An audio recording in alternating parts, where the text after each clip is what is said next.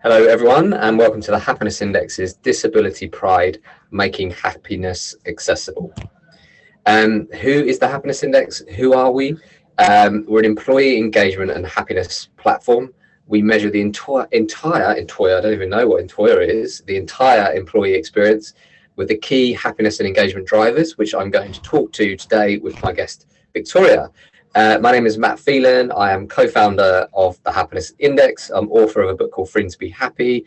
And I'm here with my superstar guest, Victoria. Victoria, would you like to introduce yourself, please? I will do. Thanks, Matt. So I'm Victoria Jenkins. I'm the founder of Unhidden, which is a socially responsible adaptive fashion brand. I'm a disability advocate or activist, however you want to spin it. Do a lot of writing around it and speaking. And I met Matt whilst doing a TEDx talk in April, which is pretty awesome. And it will be out in a couple of weeks, I think. Yeah, make sure you tune into Victoria's TED Talk. It's going to be awesome. Victoria, I'm already going off script here. Let me come out of the presentation.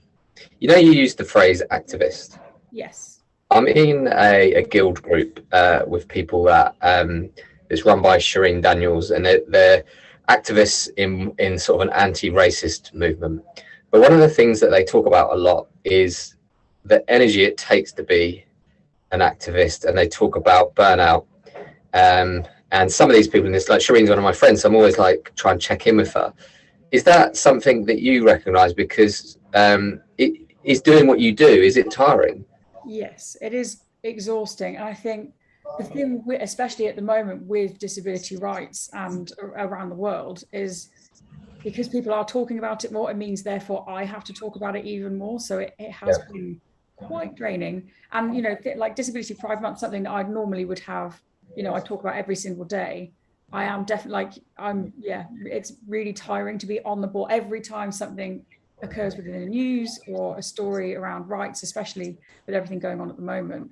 It does mean you kind of have to be switched on all the time, and it is very difficult to switch off, especially, I mean, even just going to, you know, for example, going to a venue and then seeing that it's not accessible and sort of having to have that conversation with myself. Do I want to go and say something to the staff? Or is this, you know, or do I just let it slide this time because that's going to be like a half-hour conversation? I'll probably have to follow it up. Yeah. So I think,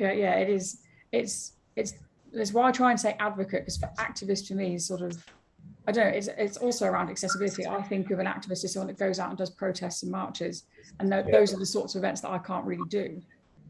So it feels like I can't use the word activist, but then given what I do, it probably comes under that banner. Yeah, knowing what you do, I definitely, it feels like that to me. You're just doing it in a different way. And if you're me or you're a HR director that's listening, or you work in HR like much of our audience, if you believe in your vision, which we'll talk about in a bit, and disability rights, like, you're doing a lot of the work for everyone else. Like, how do we make sure we support someone like you? How do we support you, Victoria?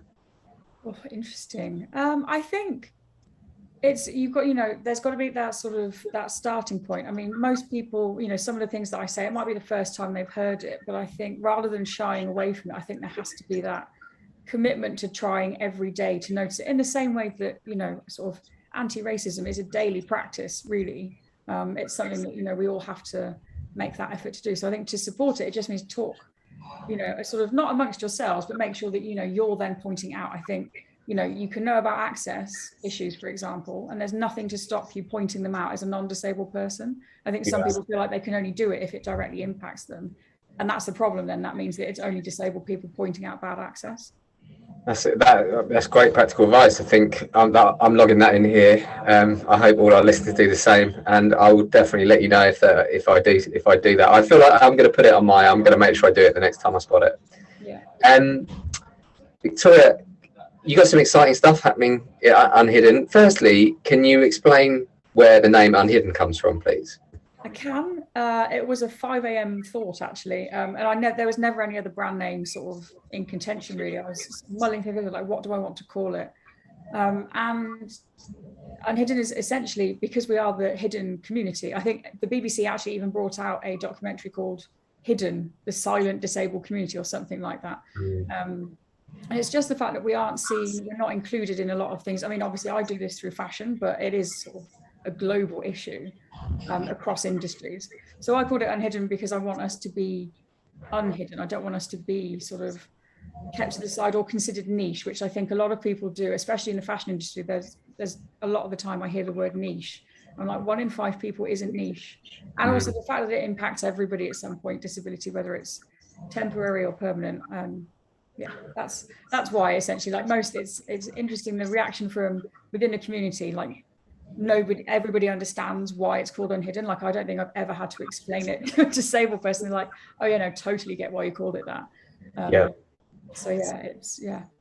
And also I wanted to, I want it, because it's about more than fashion. I do in the future want it to be a platform for people to tell their story, so that people really can be out in the open, not sort of hiding away or feeling that they don't have space. Yeah, I think there's 2 points I've captured now to point things out when we see it. And 1 in 5 isn't niche. I don't think I'm going to forget that. That's you're probably used to saying that, but I think that really hit home for me when you said that. Probably because I'm a data geek and I love the stats. But thank you for that, Victoria. All right, I've got lots of stats. Good. So you mentioned fashion. Tell us a little bit more about it. I know this kids wear range in September. We've got a date of. Can you just sort of take us through this, enlighten us on all of this, please, Victoria? Yeah. So I suppose so. Unhidden, the range as it stands is there's 10 pieces, and they cover like a wider range of different disabilities. They have things like access, like hidden access. So the dress has a zip that can open at the front waist, so that people with a stoma or a feeding tube or a catheter can feed it through that without having to lift the whole dress up.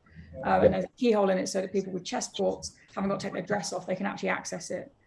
So there's sort of lots of considerations like that, how people get dressed, whether they're receiving ongoing treatment, like all the shirts have openings, so people that have cancer or going through chemo, radiotherapy, or people with diabetes can all access their arms without taking the whole shirt off. So there's a dignity consideration in it, but it's also meant to be quite fashionable. Admittedly, it's quite a formal range, because traditionally a lot of adaptive fashion has been leisure wear, and jogging bottoms are they're great. We all, especially in the last 2 years, have worn them a lot more, but they're kind of naturally quite easy to wear. So I think the other problem is that the assumption is that people with disabilities don't work and don't need that kind of clothing, whereas the fact that there isn't that clothing has actually been a barrier to people being able to go for job interviews or dress for a corporate environment or dress for office, because they can't. So they end up having to dress more casually, which then impacts how other people perceive them as well. So it's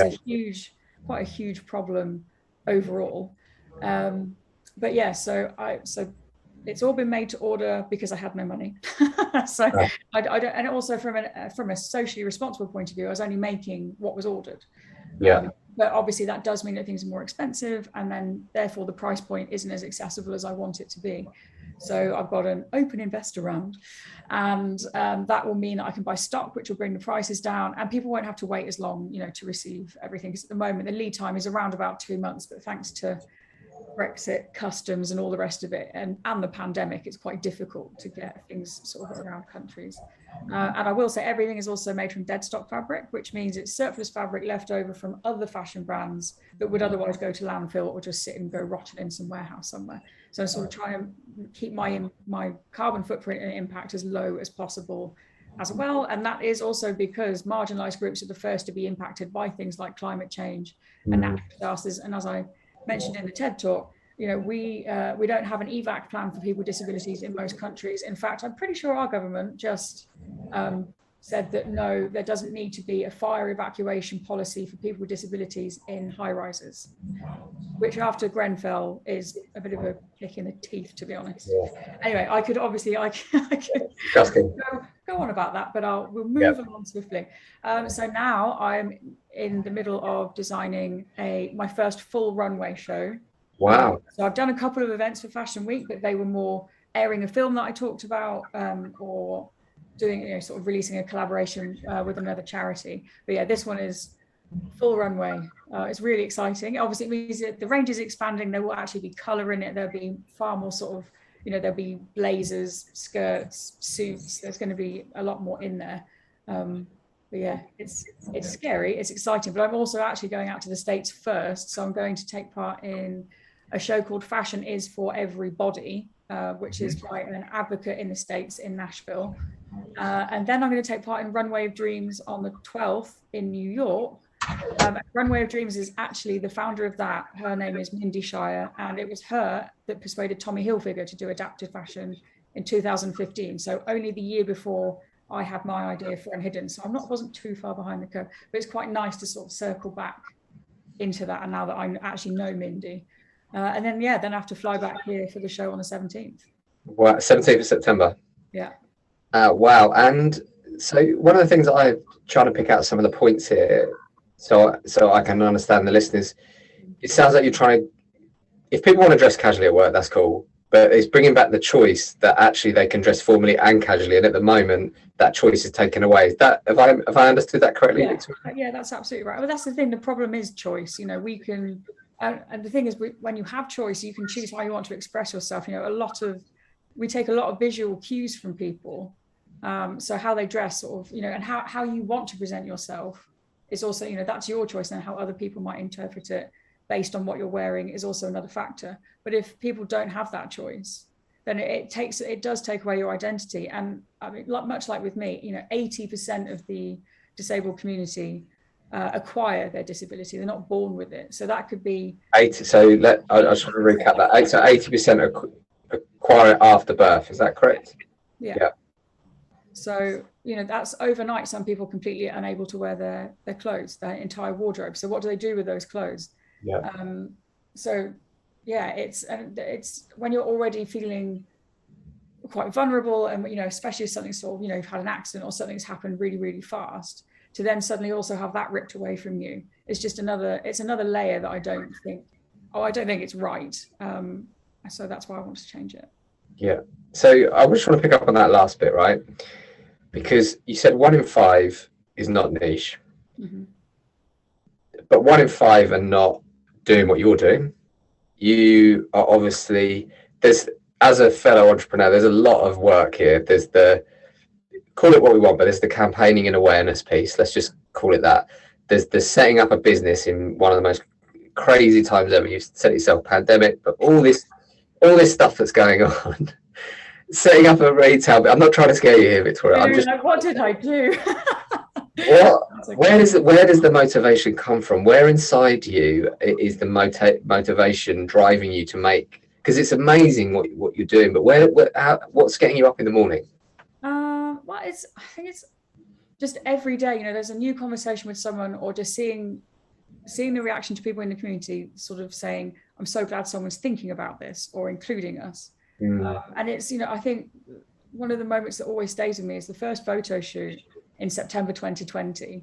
One of the models there, she's 50 now, and she used to model when she was 18. She's got, a raft of medical conditions. She hadn't been able to wear a dress for 10 years. And I just, sort of, you just think about it like that. It's just something as simple as wanting to look nice and being completely unable to. And, I'm just constantly aware of it. I see, through my own social media channels, but also through Unhidden. It's just that it's a daily kick out of bed to, right, someone's got to do it. And I think also I'm quite impatient, and the fact that Unhidden, is the first adaptive brand to join the British Fashion Council, like, it's great for me, but it's also 2022. Like, I shouldn't be the first at any of these things. So it's kind of, I'd say quite a lot of anger drives me, or frustration, should we say, frustration with the fashion industry, because it can be, it touches every part of our lives, and it does feel like fashion can be quite frivolous, but, at the very basic of it, we have to get dressed to leave the house. Yeah. What if you can't? Yeah. Wow. We're still not onto the first question yet, because there's more questions coming out of this, Victoria. You mentioned the community there. I said that I replayed your stat of 1 in 5, but you said you basically said something along the lines of the community drives me. I'm slightly changing your words, but then you mentioned social media. When you talk about the community, who and what are you talking about? And a secondary question: has social media allowed this community to connect on stuff like this? I'd just like to get into those two bits really quickly. I think probably both of the answers at the same time. So when I refer to the community, I do mean the disabled and chronic sick community, but predominantly that has been online. Even pre-pandemic, when I was developing my ideas, it was reaching out to people online. I mean, also when I was in hospital, I'd speak to fellow patients and nurses and doctors, but funnily enough, nurses and doctors were not always the best people to ask about adaptive fashion. But yeah, so yeah, I mean, we generally have lived online, I would say. I think even the pandemic, the fact that suddenly everyone had access to remote working, which is something that I'd asked for as a reasonable adjustment for years and always been told no. So if anything, now I speak to even more people because of social media and because of being able to be online. I mean, right.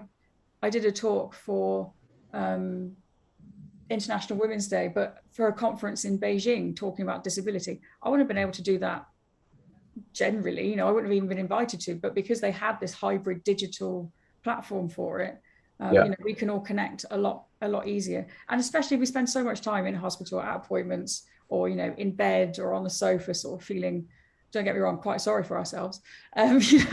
Like social media is there and there's always someone you can always talk to. Yeah. Wow. So that's really insightful, Victoria. So question number one, the happiness index measures employee engagement, employee happiness. We know from our work that the top 4 drivers of happiness are psychological safety, positive relationships, freedom to take opportunities, and feelings of acknowledgement. We now know that this is 1 in 5 of our workforce. So we also know, unless nobody's turned up, we've got HR people listening. So I would really like your help, Victoria, to go through these top 4 and just give us a little bit of insight so that we can all go away at the end of this with just a little bit how we can help, and I love your word community, how we can help this community on all 4 of these. So let's start with, I shouldn't have favorites, like I have children, I shouldn't have favorites, but my favorite of the drivers, which I think is the starting point, is psychological safety. Yeah. So how do we help the 1 in 5 employees that we're all employing here, that have maybe hidden or unhidden things going on in their lives? How do we make them feel psychologically safe at work? Well, I think firstly, the people that are higher ups in HR need to do some kind of training in like how to speak about it, or at least be aware of it, or at least sort of from the off accept that not only will you probably get it wrong, I will 100% get things wrong, like everybody does, we're human. But I think that the language needs to be there and the understanding before, because otherwise you are then asking your disabled employees to tell you or to give you like information when, if you've already got a basic sort of understanding, then that will really help. And then the other thing I think is making sure, and this is hard, making sure they feel safe to disclose it. And I think another part of that is, right, you don't want to other people with disabilities. They don't want to be sort of singled out. So you don't want to suddenly do a big, right, everyone put your hand up if you've got a disability, can you tell us? So it's, so I think that understanding that it's going to take time for people to trust and feel safe to disclose it, because they are going to worry it's going to impact their teams around them, or even, their chances of promotion, everything else. But I think the first thing is, just having a basic understanding, and then asking everybody, sort of normalizing asking everyone what they need as a, from you as a company, because there will be someone going through grief, especially over the last 2 years. There'll be somebody who's just had a kid, or even someone's just got a dog, and they might therefore need some extra sort of considerations. And I think there's a lot around mental health in the workplace, interestingly. And I think it's also worth noting, getting mental health first aiders, like trained within the company. I know a few companies that do that. Oliver Bonus is one that does that. They actually make sure that even in store, but certainly in head office, something like 1 in 10 people on each team has done mental health first aiding. So it's a kind of similar thing. I think making sure you have someone that's sort of on the level with that. I spoke to someone who, and obviously there's more to mental health than mental first aiding, it has to be pointed out, but I spoke to someone who went on one of those training programs, and then the next day it became useful. They were speaking to a friend that was in a difficult situation, and they were just showing me one of the tips when you're on one of those is that if one of your friends or someone calls you and they're in a really bad way, not to let them get off the phone. And it's just like, unless you've been on that course and got those very simple practical tips, just like you would for like how to resuscitate someone, like the absolute nuggets of information that can save someone's life, that it's so simple to pick up and to remember. Like, I'll never forget that, because that story has been shared with me, and I hope little things like this come through. So that's really useful. We're just going to go through to the second one, which is kind of the flip side of this. There's the safety bit, but now we're going to go over to freedom. Like, we may have someone in the team that may be an amazing opportunity comes up. It may, let's keep in HR director role has come up of a big fashion retailer. This person wants the freedom to be able to go, you know what, I'm going to put my hat in the ring for that role. Like, how do we create freedom to take opportunities amongst the community? So I think the language that's used to advertise these roles has to be inclusive, and even the way that the manner that these roles are advertised. If you've got images in there but no alt text, someone who needs alt text is going to immediately be like, well, it's not for me, because they're not even using alt text on the things that they're putting out. You've got to outline the language and the roles, and I think be a bit flexible on it as well. If it's a hybrid role, that is, let's face it, a lot of people do like being person to person, and I certainly do, but having been able to remote work has been absolutely life-changing for me. So I think there's been a bit of a sort of push to get back to how things were, but predominantly I would say, I can't speak for a billion people, by the way, but I would say that having the choice of whether it's remote or in person or hybrid sort of lets that person operate the best thing for them. Yeah. And I think when you were talking before you put the billion stat in there, or the billion number, I was thinking, as an employer, I was thinking, this is competitive advantage. If you're going for two people and we've put alt text in and someone hasn't, like, this is an opportunity to bring amazing talent into your business. It's hard to find great talent anyway, and then the billion number in there, you could be missing out. Actually, that's the thing. Like, the disabled and chronic sick community is one of the biggest untapped resources of talent. And actually, because we live in a world not built for us, our creative problem solving, I would say, is better probably than quite a lot of the non-disabled community, because just to get out the front door, just to go to an event, just to go and see a friend, there are so many layers that we have to solve that we can, if you continue to ask the same sort of people how to do the same sort of thing, you're going to get the same sort of answer. When you diversify who you're asking to solve a problem, you'll probably get, and it's usually the quickest, the easiest, and let's face it, the cheapest, because we don't have the same sort of access to funds. So we do have to be more creative. And there is growing data on businesses that employ not just a diverse, not in terms of ethnicity and age and gender and sexuality. When you include disability, those businesses are more profitable. Yeah. And there's it's the right thing to do it for the right reasons anyway, but it's the extra. I remember Spencer Collins, who contacted me on LinkedIn because I put a video up and I didn't use captions, and said, and quite rightly said to me, just politely, just so you know, you're excluding me from your content. I was like, wow. Yeah. I didn't even consider that. But the thing that I realized, I did it because he was right to call me out on it. And two, I'm happy to listen to feedback.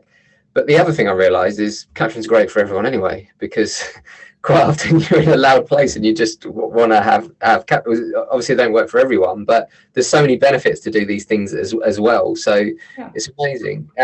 Thank you, Victoria. And on the next point, which I think is sometimes the hardest, but I always say this, like, people always think like you can become a customer of the Happiness Index, you can pay us money, right? All this kind of stuff, and use our platform.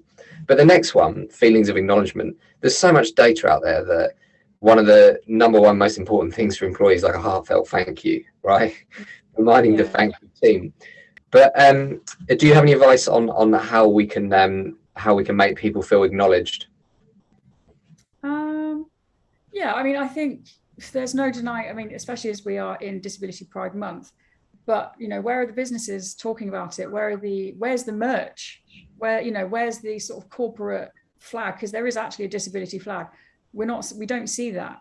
We don't have that level of visibility. So I think highlighting, and not targeting only the disabled employees, but having campaigns that actively encourage and talk about disability, and even inviting people to, if they want to talk about it or share what they do outside of their disability, because What we don't want is othering, but I think recognition and sometimes of how difficult it is, even if it's not in the context of directly saying, look, that person over there has this so much worse than all of you, because that's definitely not the right way to go.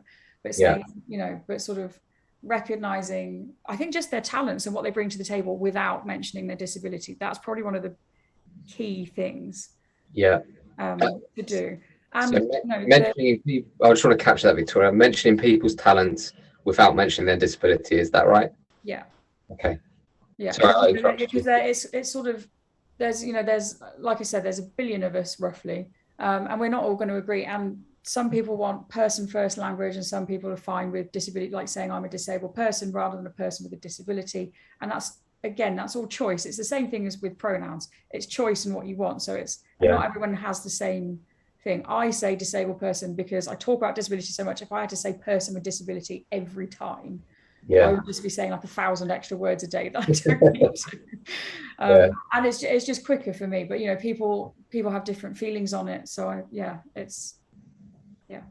I think that was the reason I put my pronouns up, is because it was explained to me that if only the people that feel like they need to put it up do it, then they're automatically othered as well. So I felt like, right, I need to put them up. So it's so much interesting stuff here. So the number one driver in all the countries we work in is probably not a surprise, but can be, people can forget about this, and is even harder in a virtual world, which is positive relationships. One of the things I look back on my first business, which is a media business, how much of the bonding, where I would say it was organized by the company, was around events, physical events that revolved around alcohol. And that was very, very typical. And I look back at that often, and I now look at that in other different ways, like as parents. Even now, in my situation now, if I went back in time, I couldn't even attend our previous events because I do the school run. Exactly, yeah. And stuff like that. So I'd love to get I'd love to go actually quite specific here and talk about how do companies build ways to bring people together for the community that includes everyone. Gosh, yeah, events is a nightmare. So I think, and it does tap into what you just said about parents as well. It has to be done within working hours. I think that has to be a given. Whether it's the office itself or whether it's outside of that, you've got to look at the access before you book anything. You don't want people turning up and they can't get in the door, which is the same for most buildings as well, to be honest. So making sure, you update your internal building as well as any external ones.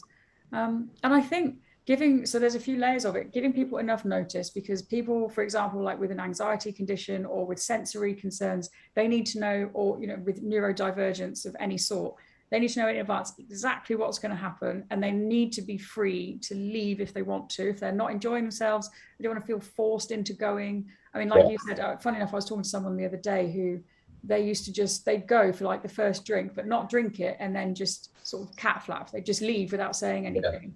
But they felt, or they knew that if they didn't go, they would always be joked as sort of the party pooper, or they weren't a team player. And we see that played out, not just for people with disabilities, like that gets played out for everyone. And it's not very nice. It's also, which is it's ironic, isn't it? Because an event is supposed to bring people together, but if it becomes like the forced thing that you have to do, then that's not fun. No, and I think there's thankfully, thanks to the pandemic, there are so many things you can do virtually as well. So people that aren't in, to include them as well. I would say, and it's going to sound a bit bonkers, which is a terrible phrase for me to put it in, but like crafting, doing a crafting workshop maybe. So for 1 hour, everyone has to be super creative and do something completely different that no one necessarily is any good at, or maybe they have a bit of experience at, and then sort of sharing that with each other.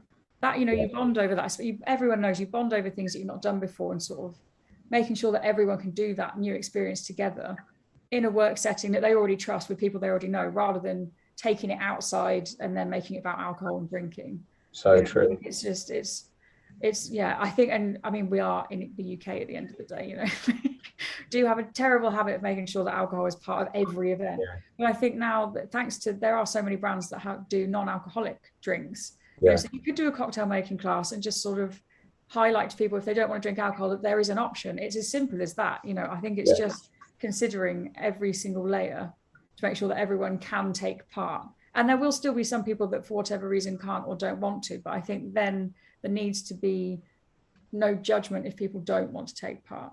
So true. So I've given up alcohol, and it's like it almost gets like the amount of times you have to explain it to people why you don't drink. Like, oh no, what's wrong? I'll just have one. Or it makes people immediately feel like you've judged them. Yeah. I mean, I get called boring every day. Well, not every day, but every week. I just say thank you now.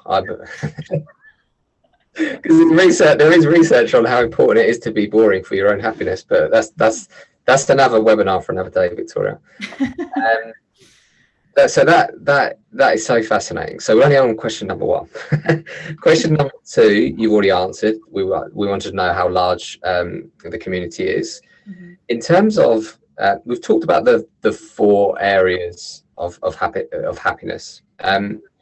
But talking more broadly, how can we best make our workplaces more accessible and inclusive to enable the disabled community to bring their best selves to work? Is it going a bit broader? Any top tips on that, Victoria? I think the biggest top tip would be transparency. Sort of, I think, owning up to, okay, we haven't been great, or this building isn't great, we're aware of it and we're trying to fix it. I think just having that as a policy sort of means that people know, okay, well, they've not got it right, but they've said, sort of fessed up, look, we haven't. And then at least people know. And I think that's something that event venues definitely do, because the amount of times they have an accessibility statement and it's not accessible, just say you're not accessible, and then at least people aren't going to turn up and be disappointed. If they already know, then they haven't got to put themselves through that. And that counts for digital content and websites and accessibility as well. So I think real transparency on where you're at, but also where you want to be. Like if you are aiming to make changes, and then inviting people in to help you make those changes. I think, we need to be in a room where these things happen. And so often we're not. So, you can't as a company increase your accessibility without consulting an accessibility expert who has lived experience. A non-disabled person, and don't get me wrong, they absolutely can. There are some really good non-disabled accessibility consultants, but generally it should come from someone with lived experience, because they just see things a different way. They kind of, it's like going to speak to a white person about race. It's not who we need to learn from. We need to learn from others. So it's the same with disability. I know they're wildly different topics, but a lot of the ways that we need to interact are quite similar. No, they are. I always think about that from a health and safety perspective. Now I'm a parent, because like now we designed offices and stuff before I had kids. Now I look everywhere I look, I just see like objects. a kid could just fall down that gap there.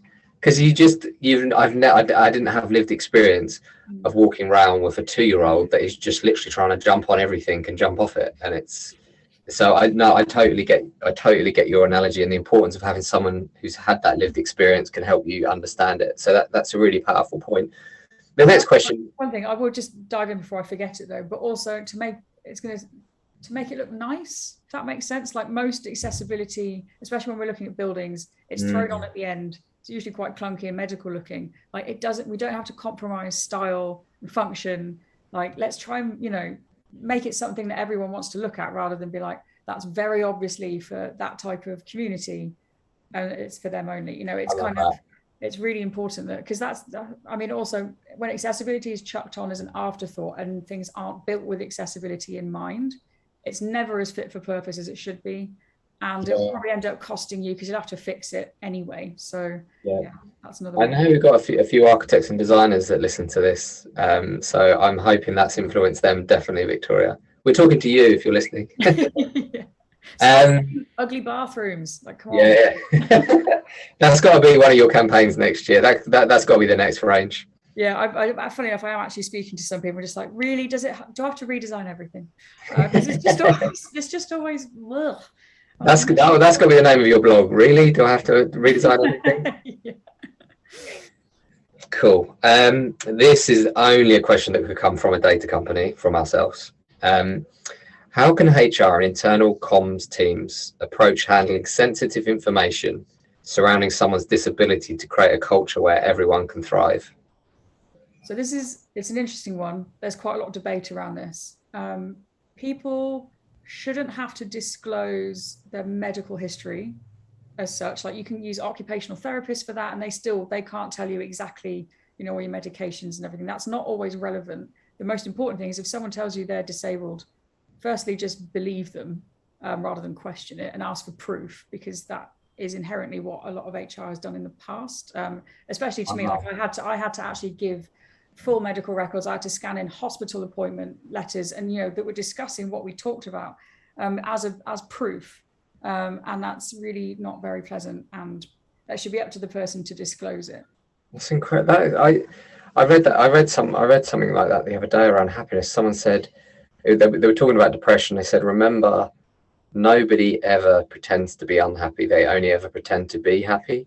And I mean, talking about lived experience, that you are enlightening me there, and perhaps other listeners, that for you to have to go for that experience to provide evidence it's kind of scary. Yeah, it's also, and a few of us do joke about it, you kind of, especially when it comes to hidden disability, we almost have to come out as disabled, but then we also have to back it up with proof. Like, it's not very nice. And it is because there's this kind of weird mindset that disability only looks a certain way, which is obviously completely ridiculous. In fact, I mean, there's a lot of talk right now about the universal symbol for disability is a wheelchair, but in the disabled community, wheelchair users are actually the minority group. Yeah, I think something like 87% of disabilities are hidden or not visible. But we only understand disability in terms of ramps, wheelchair users, amputees, and potentially, sort of mental health and that sort of thing, and cerebral palsy. But other than that, the huge raft of everything else, which makes up the bigger contingent, just isn't talked about. So it's tricky. It's very tricky for companies, because you do, to some degree, I think you just have to say to them, you're safe to disclose it, but you don't have to. When you feel safe to, then you can. And they just need to know, really, you just need to be asking, what is it that we can do? What access needs do you have?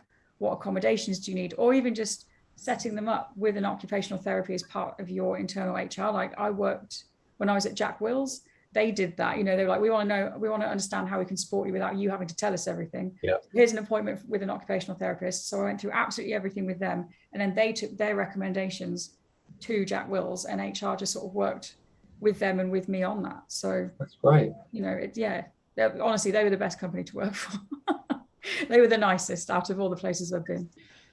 Shout out to Jack Wills. We should do that. We should shout. I keep saying it. I'm waiting for them to send me free clothes, Well, maybe they want you to design some clothes. Well, I mean, to be fair, that is the next step. So yeah, maybe I will. You're listening, Jack? Get in touch with Victoria. I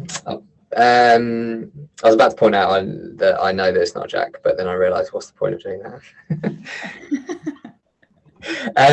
Victoria, we always talk about happiness is what the heart needs, engagement is what the brain needs, and when you bring the two together, that's when you can thrive at work. I've got a heart question to ask you to help us understand, so that in 10 years time you don't have to go into, I'm going to create this imaginary business, right? It's 1,000 people, and let's pick a name for me, Victoria. Pick a random name. Oh gosh, Horizon. I don't know why that's coming. Horizon, cool. So Horizon in 10 years time walks into this new business. Okay, it's 1,000 people. Mm-hmm. Can you give me the top 3 words that come into your head around what that feels like? What does that employee experience feel like for Horizon? Celebrating everyone. So I think celebrating the different skill sets and being flexible.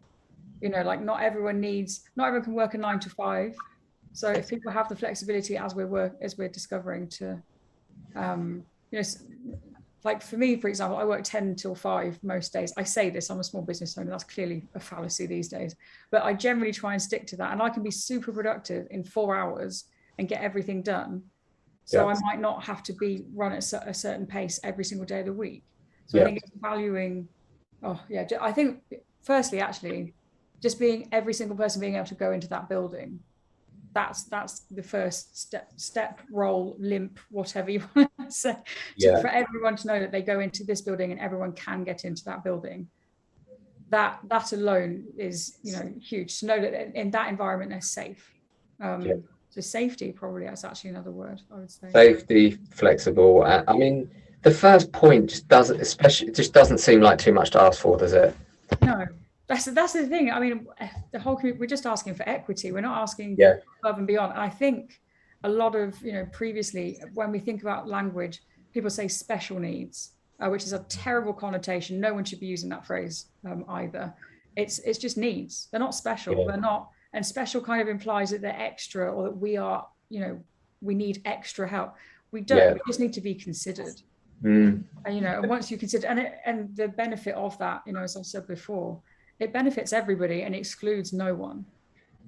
And that, for me, that's the allyship bit, isn't it? Because if we know, going back to the happiness data, that the average happiness of the people around you impacts your happiness, even if you wanted to be selfish, making sure that everyone has that vision that Victoria just pointed out is actually good for everyone.